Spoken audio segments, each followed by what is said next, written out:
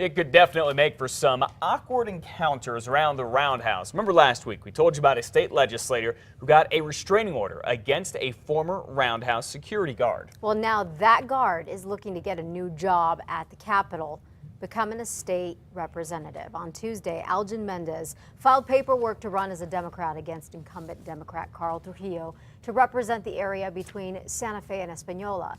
Mendez was a state cop before he was fired for failing to take a report from a domestic violence victim. Then he quit his job as a sheriff's deputy after a string of drunken violent antics at a casino. Mendez was hired last year at the Roundhouse as a security guard. In court filings, State Representative Debbie Rodella claims that Mendez repeatedly threatened her and her family. A judge issued a restraining order against Mendez, requiring him to stay 100 yards away from her recently. But Mendez tells us his problems are in the past. If I was to get elected, I hope to say I want to work with her and see what happens from there.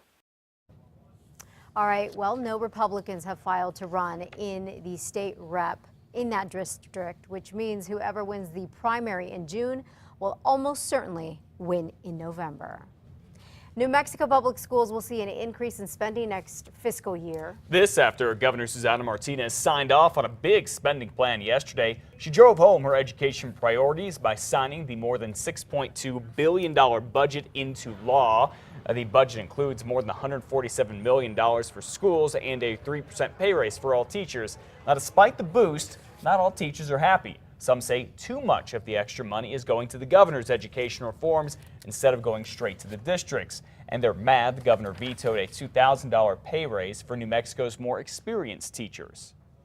By giving them a couple $1,000s bump in pay, she thinks she's going to be able to get more people here. But the reality is she needs to worry about retaining the good teachers that she has. The governor used her line item veto power to cut $27 million from the budget the legislature passed, and that includes vetoing raises for governor-appointed state workers, district attorneys, and judges. Well, the governor also signed the bill funding projects across New Mexico. The capital outlay bill funnels $89 million to water projects. Those projects include everything from providing clean drinking water to repairing dams. There's also money to make sure communities such as Magdalena don't run into water emergencies as they did last summer when a well failed. There's money in the bill to repair schools and finish up the southern road to the spaceport. About just over $2.5 million worth of project in the bill fell prey to the governor's veto pen. Well, nationally, it's military families facing some major changes. Part of the Pentagon's plan for the coming year could be to shrink the U.S. Army to its smallest size in decades. Both active duty members and retirees could face some serious benefit cuts. The spending reduction is all required by a law as part of the sequester. News 13's Samantha McDonald joins us with more and with reaction to all this. Good morning, Sam. Good morning, Matt and Elizabeth. Well, both active members and retirees could be greatly affected by these cuts. With the new budget proposal, military retirees will pay more for health care deductibles and co-pays. I spoke with one Army veteran who is 80% disabled, and he says he needs all the help he can get. For me, it actually would affect it greatly. I live off of just my VA disability and my Social Security disability. That's my only income into the house. So to have to pay more, it kind of stretches that tight budget. It's not only health benefits. Money for discounted groceries for military families could be slashed significantly. According to CNN Money, that could cause many families to pay thousands extra a year for food. New Mexico Republican Representative Steve Pierce told News 13, quote, Secretary Hagel says he wants a strong, technologically superior military to face emerging security threats, but he threatens to cut funding for the very installations that provide that. And Democratic Senator Martin Heinrich told us, quote, New Mexico plays a pivotal role in our national security and defense. I am firmly committed to ensuring that our military has the tools they need to keep our nation safe, fight terrorism, and support our allies. All these proposed cuts have yet to make it through Congress. Secretary Chuck Hagel has stressed that neither he nor the president want to make these cuts, and he said these cuts can be stopped if Congress changes the law. Back to you, Elizabeth. Sam, thanks. President Obama, by the way, has proposed an alternative budget to Congress with 6.5% increase in spending on veterans.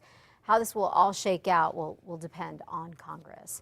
Now to a follow-up that happened from yesterday, a story that we brought you yesterday out of Roswell.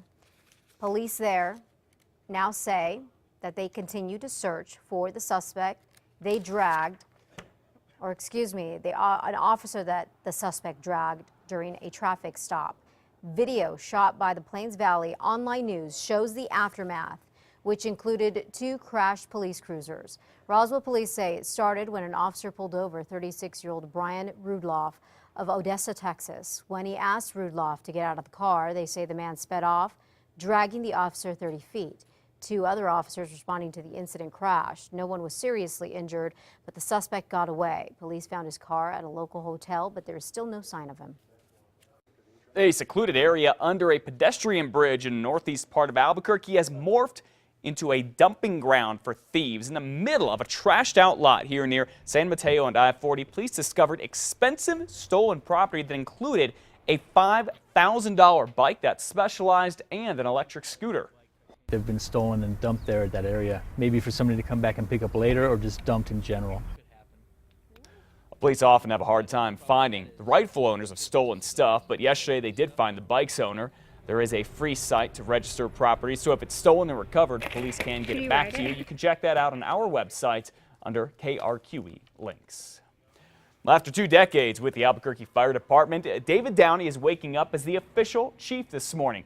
Although he's actually been interim chief the past 2 months, Mayor R.J. Berry says Mr. Downey's goals for the department are in line with his own, and Mayor Berry says he was impressed by Downey's leadership while he served as interim chief. We have a great fire department here in Albuquerque. As its fire chief, my first priority is always going to be the health and safety of our firefighters. It's the utmost importance to me. David Downey will make $125,000 a year. Former Chief James Breen retired late last year.